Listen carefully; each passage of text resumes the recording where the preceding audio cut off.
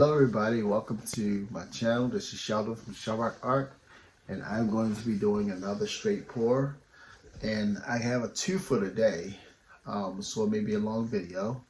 But here's the piece. They were saved because when I did the first ones, my table wasn't level when it dried.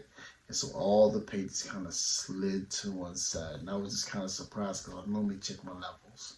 But you live and you learn. So I made sure my drying table is level. And so here's the first piece here. And this one, the idea was to have a glowing red background. And it kind of gives you this look of like volcanic rock. And there's some magma underneath. And the volcanic rock is floating on top.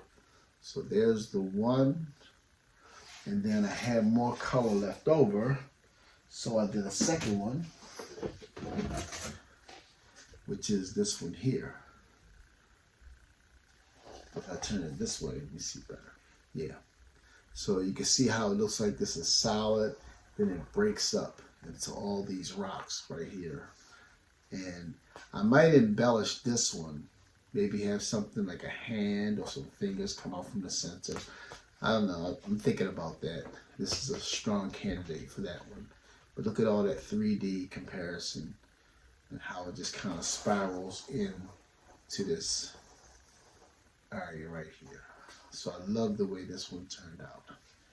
And I hope you like it too. Okay, so I'm going to show you how I developed these two pieces in a minute once we get over to our table, okay? So let's get over there. Good morning, folks.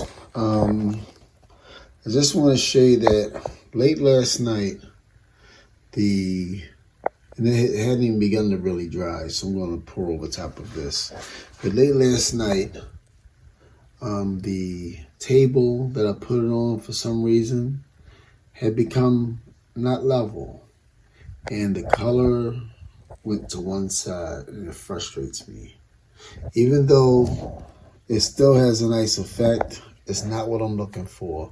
It's nice glowing in here, and I can see some Boulder cells now, but it's all pulling this way, and that's not what I was going for. And so I'm going to redo this, but I'm going to leave the peacock teal and the gold out, and I'm just going to go with something more neutral. So the colors I'm using is, here's the pinkish color again. This is a permanent violet light from Amsterdam.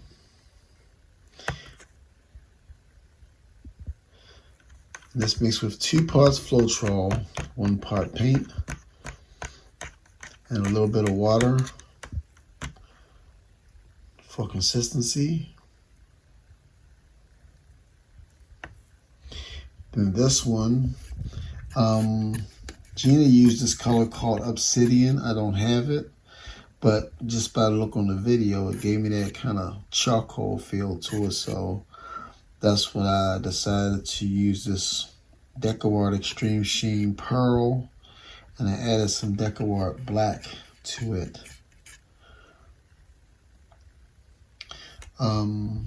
This here is, it has a little bit of Amethyst from DecoArt, but it also has deep Amethyst from ColourArte.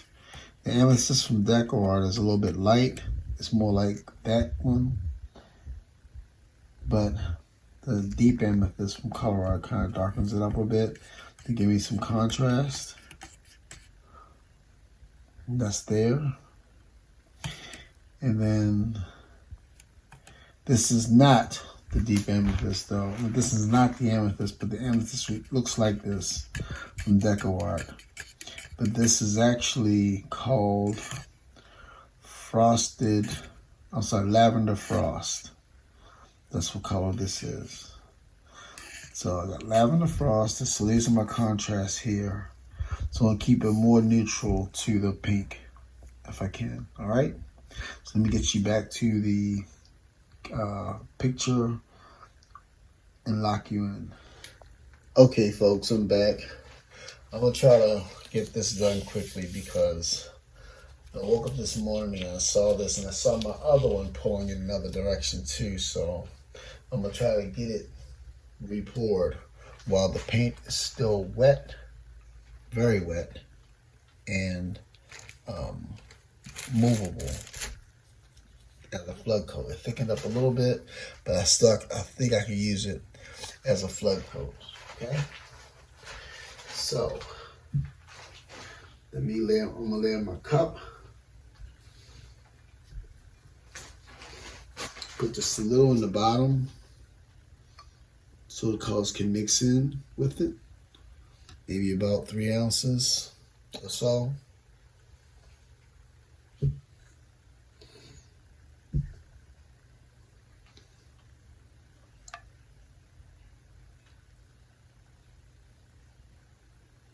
That gray or that charcoal-like that I tried to imitate the obsidian with.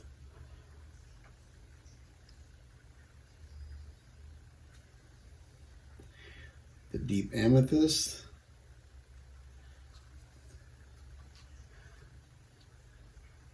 My lighter color of the lavender frost.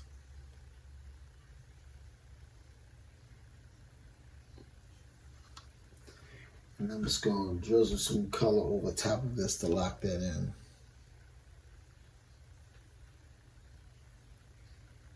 Some of the base coat.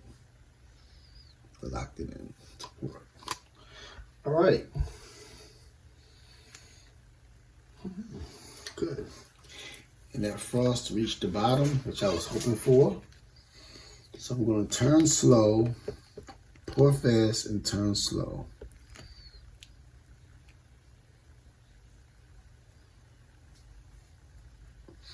And try to stay in the middle.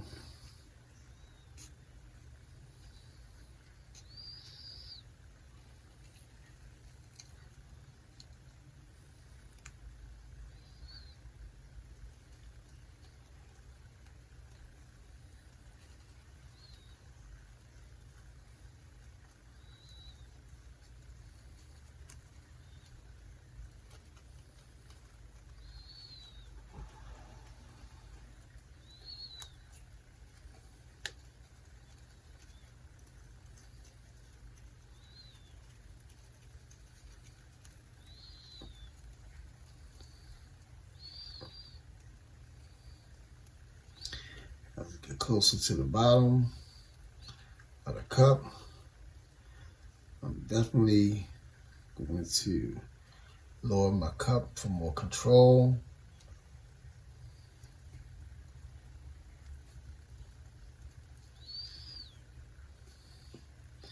Here comes that lighter color, give me that center. I can kind of like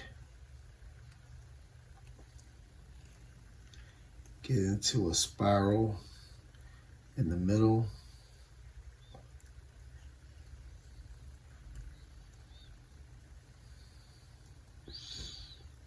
I was just saying to myself, with the red, I finally was able to get that spiral.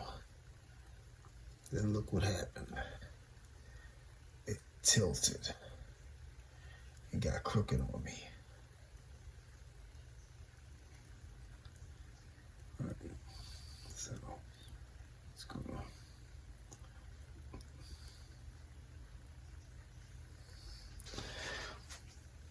I had to move my hand to catch the dismount, and voila, I'm able to get the spiral again. So I'm going to try again.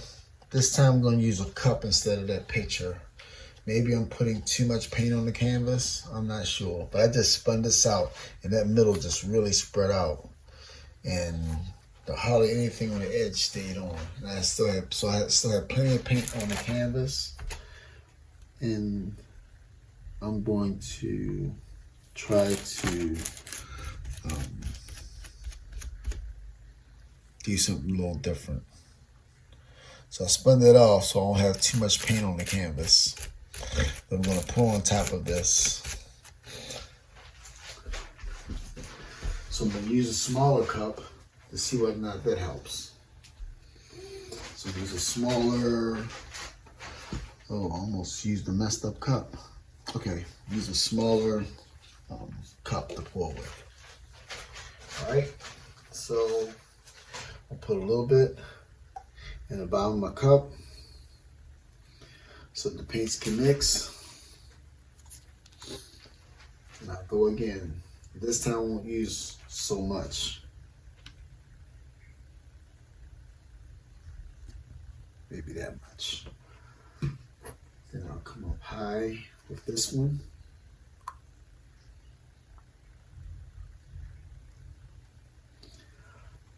And something fell in there. I should have strained it. And come up high with this one. All right.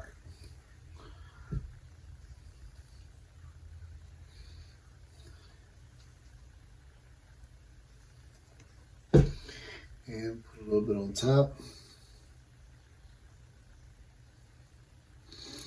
This is normally about the amount of cup I would use, amount of paint I would use in a straight pour on this size canvas with the clouds. So maybe I was putting too much paint on anyway. So let's pour this puppy out.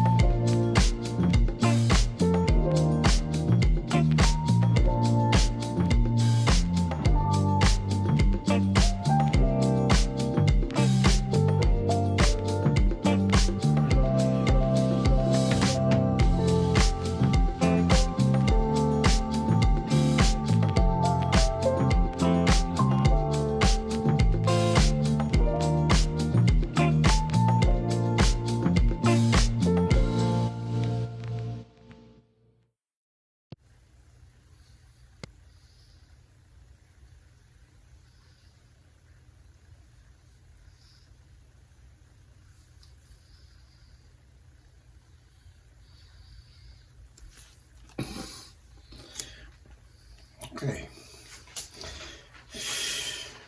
Whew.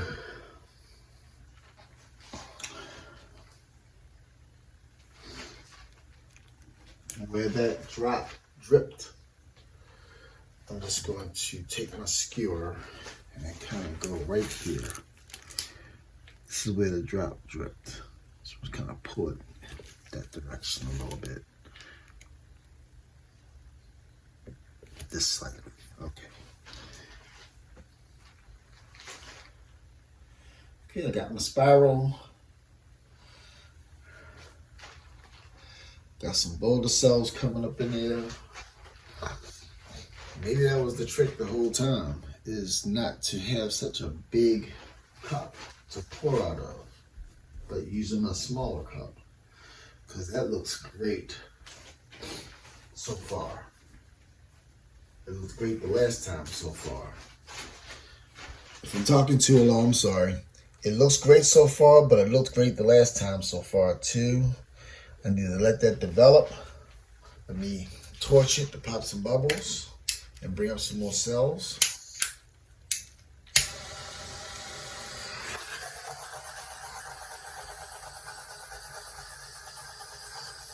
Bring it up all around. Let all that love come up in there.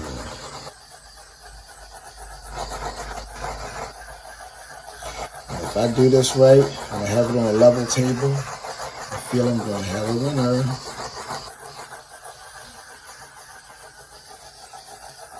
I don't know where they came up with that term, winner, chicken dinner, but I get it.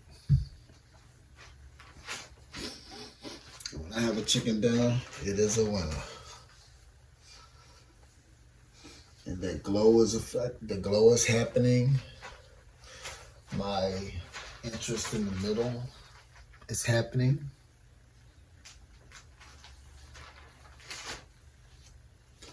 So I gotta let those cells develop.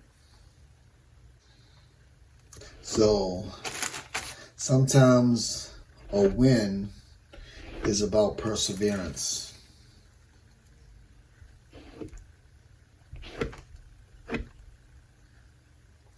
and not giving up.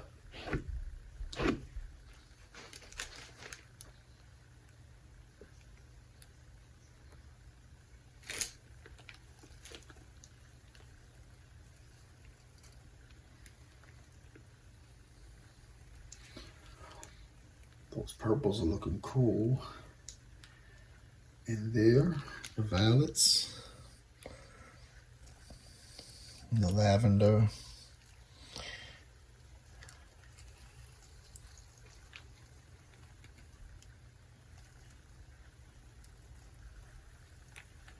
I'm not going to tilt it around because it does look like the spiral is dead center. So let me kind of start giving it a slow spin.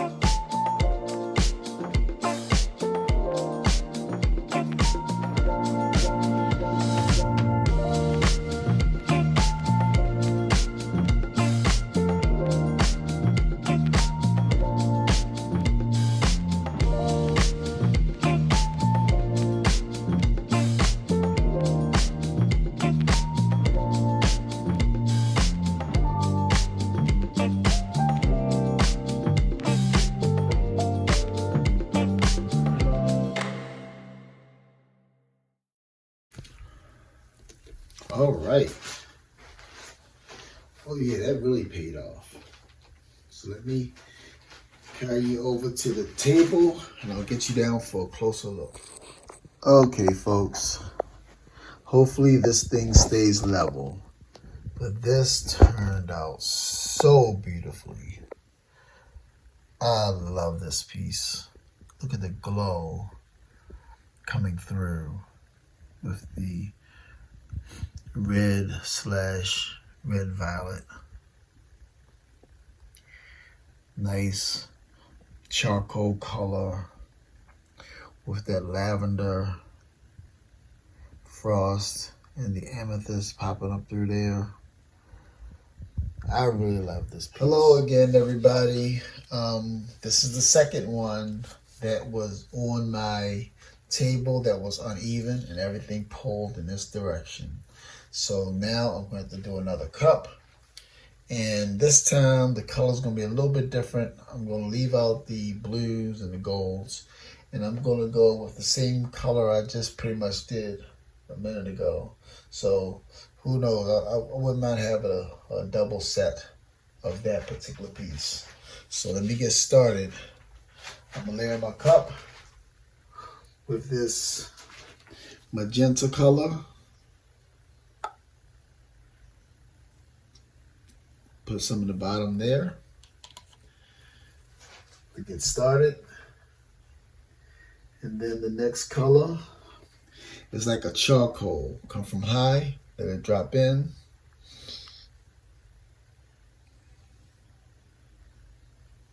You scrape that in there a little bit. Get all that in there.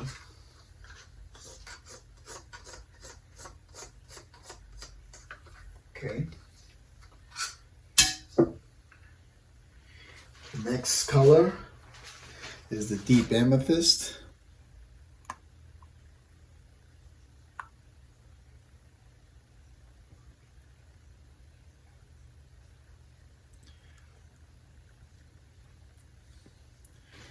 And next color is the mixture of ColourArte Platinum Rose and the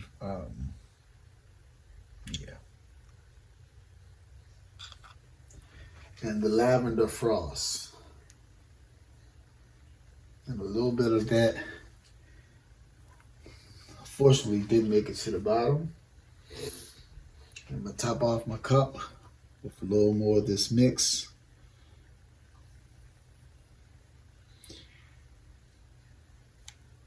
I think my issue the last time was I just had too much paint in the cup and I poured it off. So let's go here. Start to pour.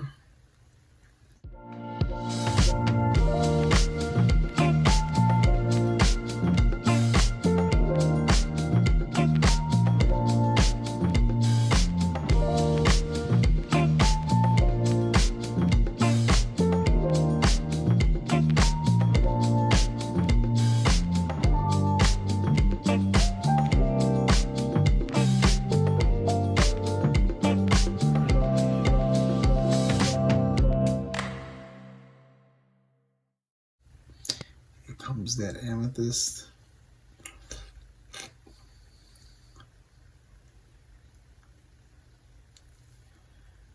That light rose color stayed up at the top. So let me get that spiral in there.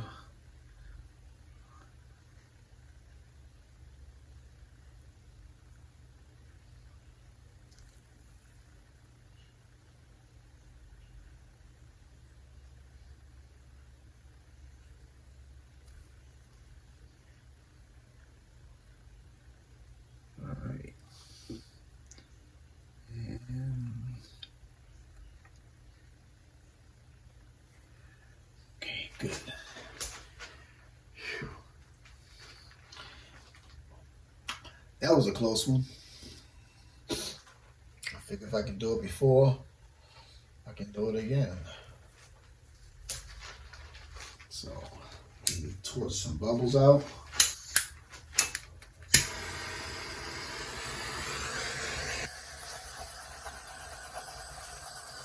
Make up some cell action.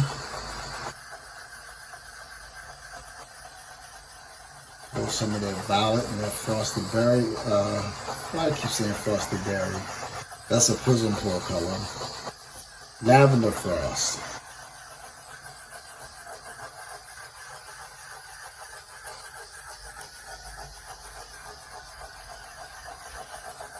So I'm gonna let that patiently develop. Fortunately, I caught this while the surface was still wet in here, so that I can turn it off. I can still use it as a flood coat and not waste a whole lot of paint on a base.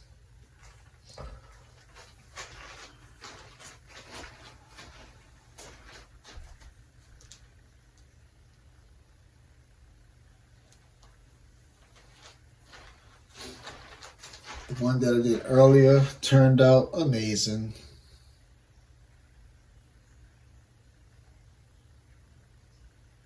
Adorable.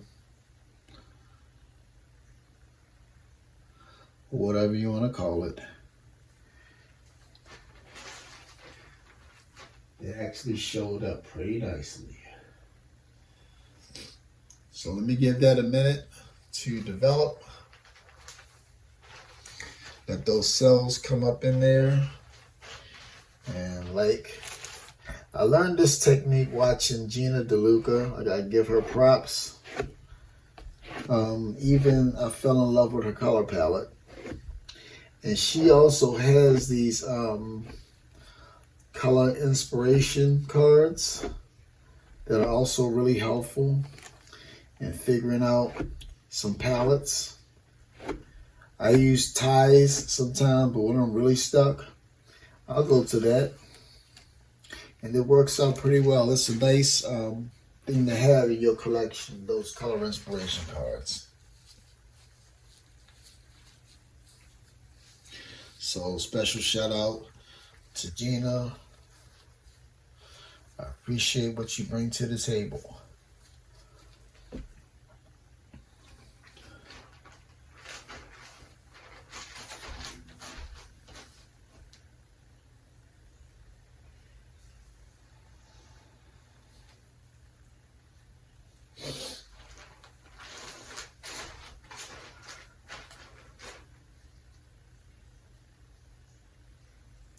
That's got a glowing effect too, but it's a little bit different.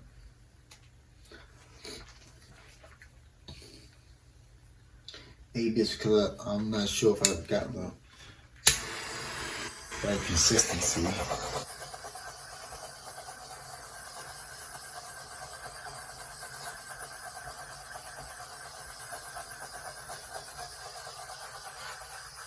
But as those bubbles are coming up to the surface, you pop some more with the torch. It's actually bringing up a few little extra pop-up cells as well. And you definitely gotta let it develop. So that hydrophobic effect from the DecoArt paints versus the Amsterdam. Liquitex, Amsterdam, colors like that dry with that glossy finish. And DecoArt paints tend to dry with a matte finish. So it seems like that has an effect on how those Boulder cells develop. Same with the dumping swirl. It kind of works the same way, but instead of pouring in a cup, the dumping swirl is more like a puddle pour that you would tip off, and those kind of cells will still pop up like that, but in a different way.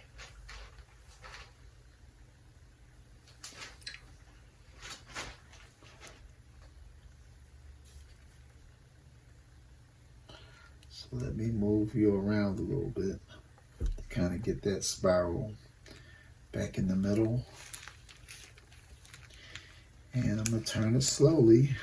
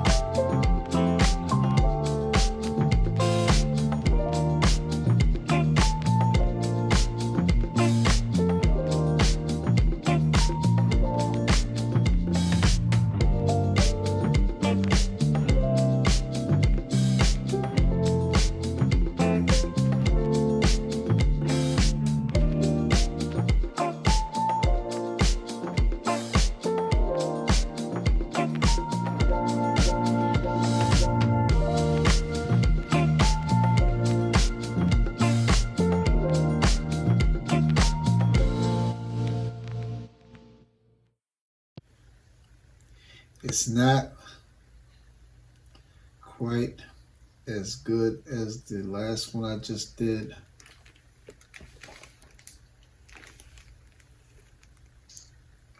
But it's keepable. We should have more drama in the middle, but I have just that blue spiraling. I got the cells on the outside, but that's okay. I think overall it's still a nice piece. I'm going to keep it. It's not like the last one. The last one will turn out so perfect. So I'm going to get you down for a closer look with this piece here. All right. Well, this is the final wet result of this piece. And that amethyst really popped up in there. It still glows with the red. Nice Boulder cells along this edge here with the red glowing through it. And that charcoal, like graphite kind of color. It's actually what's called, it was a pewter from DecoArt, and it was mixed with black iris from Prism Pour. And that's what got me that dark yet shimmery kind of charcoal feel to it that actually floats. But look at those wavy looking lines along those boulder cells. And I don't mind this middle that is popping up. It's only a spiral with not many cells that's popping through. But I don't mind that. It's still a beautiful piece when you look at it. So thank you for watching. This is Sheldon from ColourArte. And once again, I say happy pouring and have a great day. Bye-bye.